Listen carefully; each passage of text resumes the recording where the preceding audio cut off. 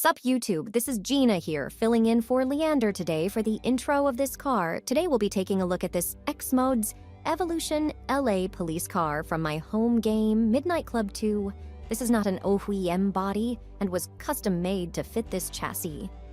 Taking a look at this sweet body, the car, we see that there is a lot of intricate pieces on here.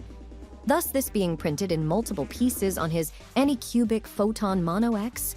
The body, antennas, exhaust, and mirrors are all one piece, while the push bar and light kit are different pieces only being added at the very end, after some thick, clear coat, just so he could get some paint in those tight spots. Back to you, Lee!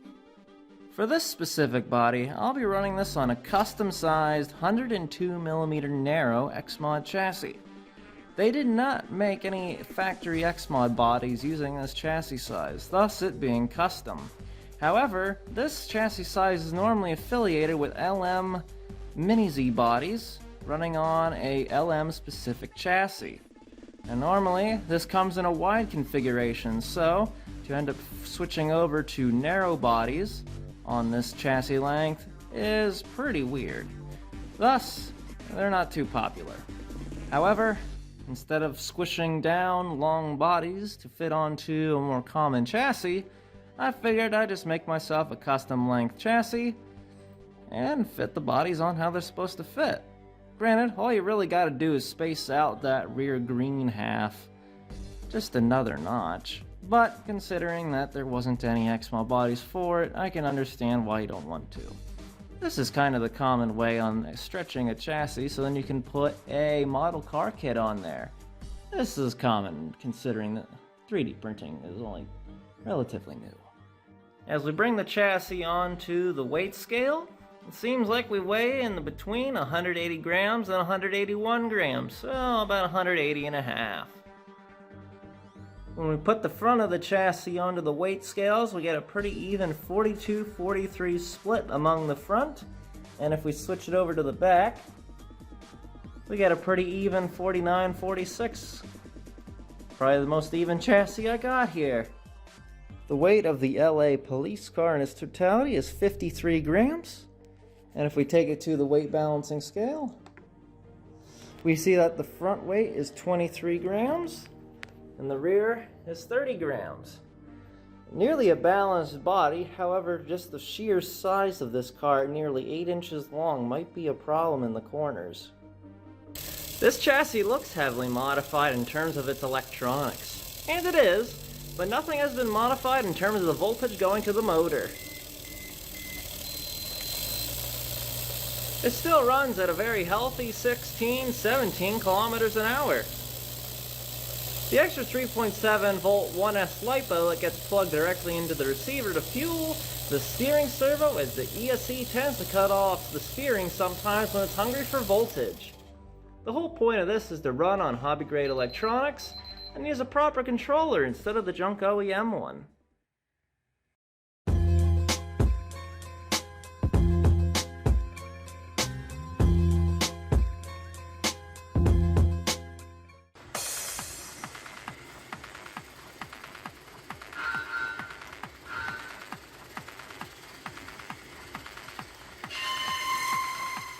Let's go!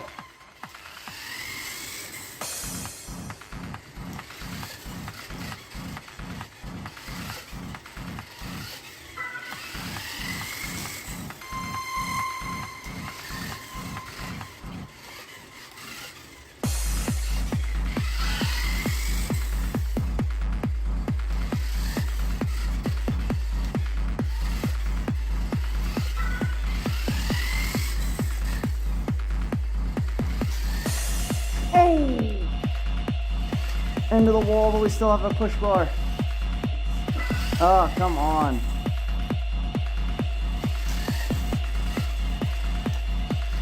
Not exactly sure what I should be looking at more, the line or the car.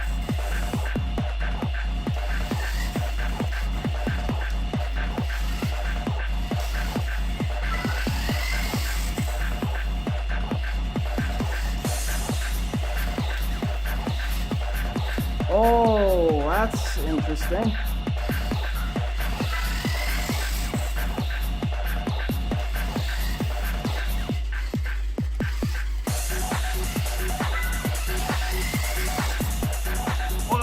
come on.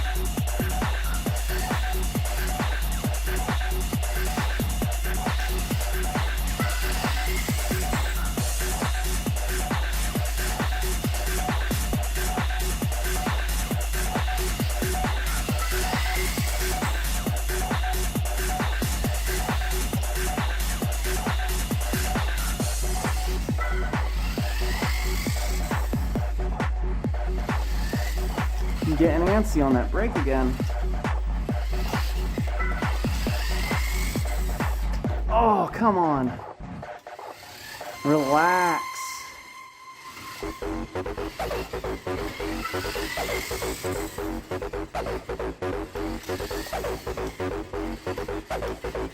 Oh, what was that? Misjudgment.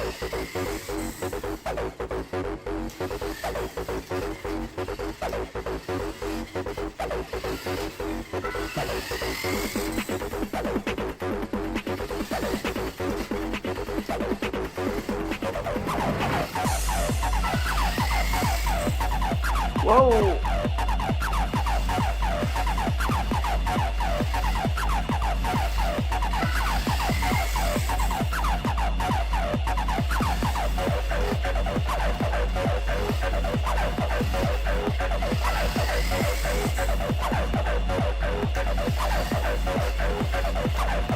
Oh, come on. Oh no!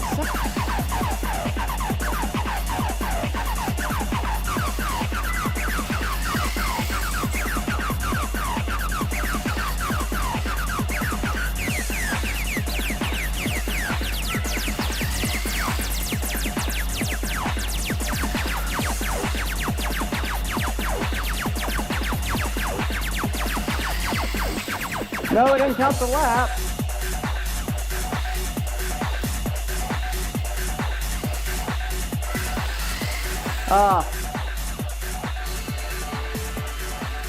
Might be because the transponder's under the hood.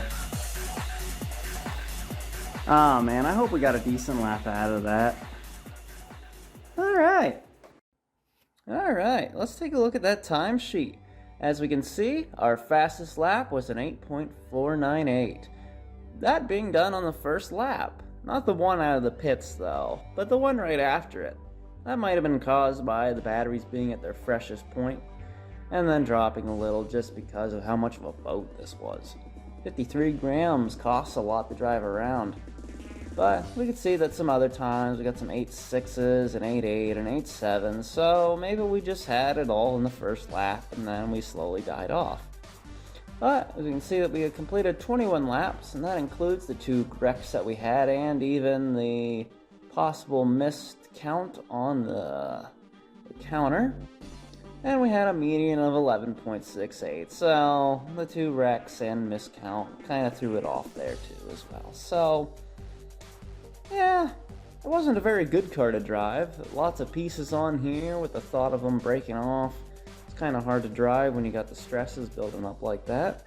And also this thing is almost 8 inches long. So yeah, it might have a decent weight balance, but if the thing is huge, it's gonna drive like it's huge. But anyway, thanks for watching. One last thing before we close here on this video. If you like the cars that you saw in this video, take a look at the link down in the description. It'll take you to my Cults 3D page where you can download the STL file for just $1.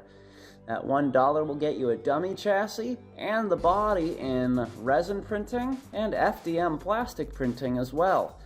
This way, so that you can print it whether or not you have a plastic printer that you want to use for racing, or maybe you got a resin printer that you want to use extra detail for. Either way your taste, you can download the car that you saw in this video today on my Cults 3D page that's down in the link in the description below. If you liked the video, please hit the like button, and if you're new, subscribe for more RC driving content here. That's quite a few different things that we do on this channel here, so I apologize if it's never one exact thing. Until next time, thank you for watching, and I'll see you in the next one. Goodbye.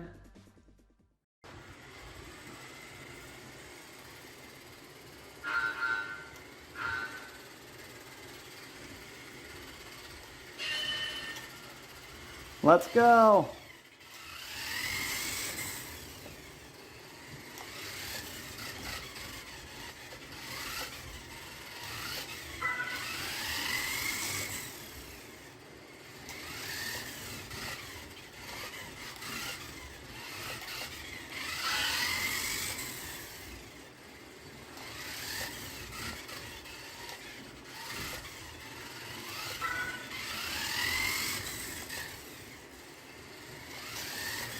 Oh! Into the wall, but we still have a push bar. Oh, come on.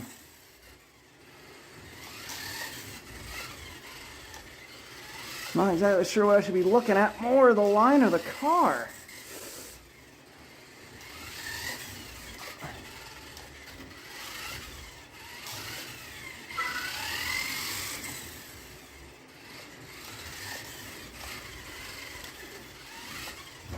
Oh, that's interesting.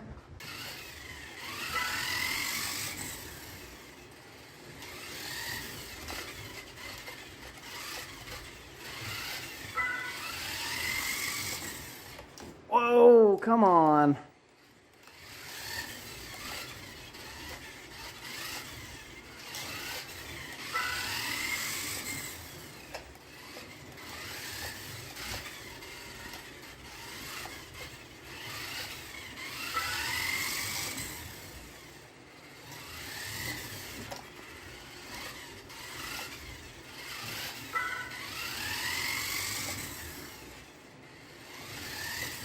I'm getting antsy on that brake again. Oh, come on. Relax.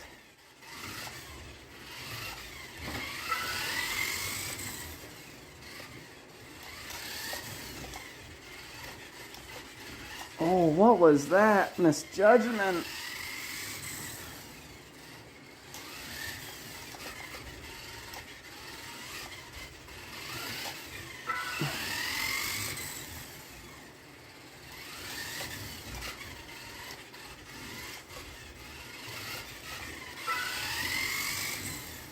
Whoa.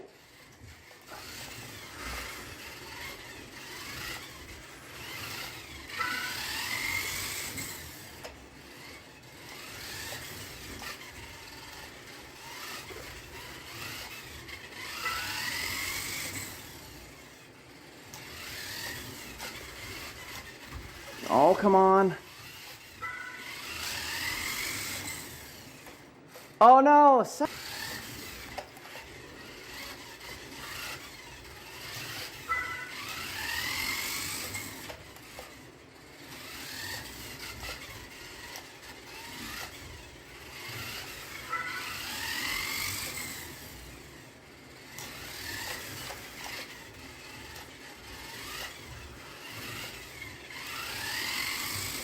No, it didn't count the lap.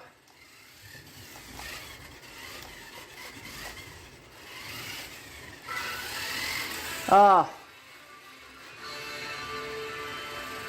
Might be because the transponder's under the hood. Oh man, I hope we got a decent lap out of that. Alright.